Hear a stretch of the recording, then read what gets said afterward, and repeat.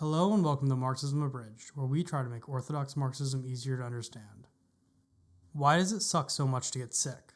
Illness is part of human life. At some point, everyone plays host to an infectious disease, gets injured, or goes through some other ailment beyond their body's ability to cope. So what do we do when another human being is sick? Do we leave the wounded in the back of the herd to fall victim to the next predator to come? No. Even in the fossil records of prehistoric humanity, we see proof of how when we're in need of care, other people in our community help to take care of us. But in this modern capitalist society, for all of our advancements, technology, and understanding, it seems we're sicker than ever. There are people talking at length about making our society healthy again. But the way healthcare is done in the United States is itself a public health issue that these people will never even attempt to solve. And that's why I brought on our first guest to write the script for this episode. Hi, I'm Jay. I work as a public health professional in a major city, but my family's experience with the healthcare system in this country goes back much further than that. My older brother was born with serious heart problems and had to undergo his first surgery at only a few weeks old, the first of many he's had to go through.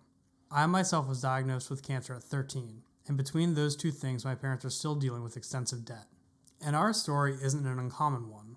Nearly 1 in 12 adults in the United States have some level of medical debt, and nearly half of all bankruptcies are due to at least in part to these medical debts. So what's the underlying issue?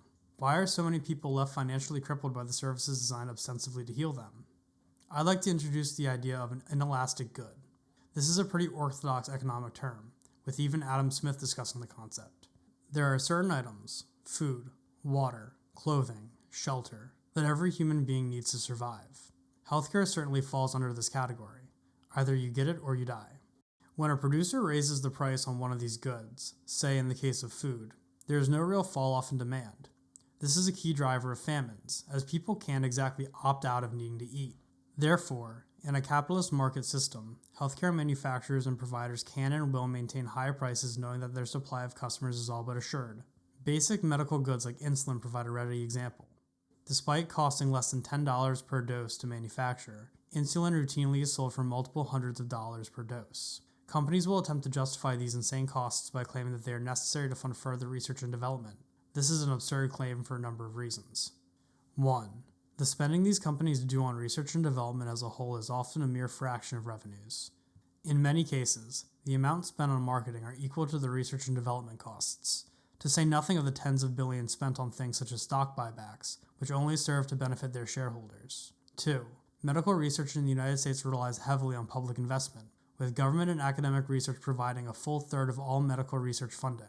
Other forms of public infrastructure, such as patent controls and the legal protection of courts, are not counted in those numbers, but ensure that these companies will continue to control and profit from the products they control, regardless of how this will impact the American public, which utilizes healthcare in the commodified manner. The same incentives are at play for many hospitals, where wards are routinely understaffed due to both the shortage of trained nurses around the country and as a cost-cutting measure to ensure hospital executives' compensation packages are untouched.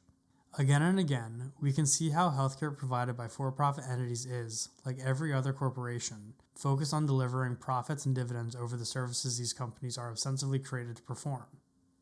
The fundamental issue here is that healthcare, like many basic necessities of life, has become a commodity to be traded and invested in by the bourgeoisie, not something to be delivered based on actual need, what Marxists refer to as a social good. In this capitalist, commodity-driven healthcare system, decisions related to overall public health are driven by the logic of maximizing returns on investment as well, even if that investment is public funds intended to improve the health of the community. In this way, public health efforts in rural communities are painfully underfunded. The populations of these jurisdictions are small, and their wider dispersion makes it more expensive for healthcare to be made available in these communities. The growing threat of avian flu and measles outbreaks in these rural communities highlights how neglecting the health of people in these communities has far larger bills than any public health program. In a system dominated even in thought by capitalist hegemony, however, healthcare decisions must always be seen as profitable endeavors first and foremost. And damn the consequences of that bourgeois outlook. What would it look like if there wasn't an endless drive for profit directly gained from people's medical misfortune? The Cuban healthcare system, despite decades of embargoes cutting them off from most of the world's economy, demonstrates remarkable outcomes in a number of population health metrics, surpassing the US in life expectancy and lower infant mortality rates despite having a much smaller economy. The key to Cuba's success has been the community participation in public health and the availability of critical healthcare services throughout the country, even in rural communities. The Cuban system is one that recognizes the fundamental values of healthcare, not as a marketable commodity to be profited from, but as a social good worth far more than its monetary value. Healthcare is something we pour some of our highest technologies into, using teams of professionals with decades of learning and experience, all to help one individual at a time. We have cared for the health of our fellow human beings from our earliest days as a species, because there are two understandings baked into our bones, that the lives of people around us have value far beyond what any dollar can count, and that there is a time for everyone where they too will need other humans to help them. This has been Marxism Abridged. Thank you for listening.